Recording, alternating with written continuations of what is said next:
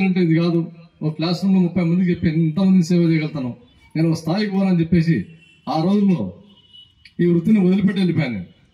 వదిలిపెట్టేందుకు నేను చాలా బాధపడ్డా. నేను చదువుంది కెమిస్ట్రీ, నేను ఎట్టిపోతున్నా అని చెప్పేసి మా ఇంట్లో వాళ్ళంతా కాస్త బాధపడినాను. ఒక లెక్చరర్ అంటే అది ఎటువంటి పోస్ట్ అయినా కానీ టీచర్ పోస్ట్ అంటే ఒక గౌరవప్రదమైంది, దాన్ని వదిలిపెట్టి నువ్వు ఎక్కడ పోతున్నావు అని చెప్పేసి నాకు కూడా బాధ అనిపించింది. అయినా కొన్ని రోజుల పాటు, 1 సంవత్సరం పాటు నేను బాధపడినా. ఎక్కడ కలిసిన కాలేజీ వాళ్ళు వీళ్ళంతా కాలేజీలో పనిచేస్తాను, నేను బయట తిరుగుతున్నా కానీ భావించేవాడిని.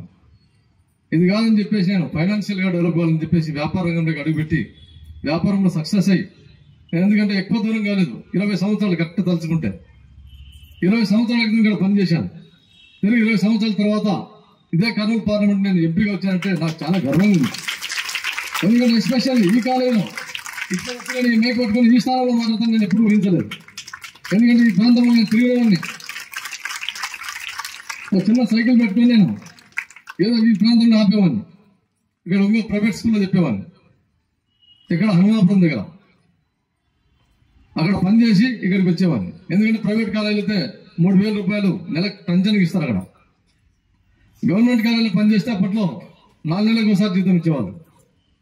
ఇప్పుడంటే మీ సార్లు నెల నెల టంజన్కి వస్తున్నారంటే దాని గురించి బాధ లేదు వాళ్ళకు.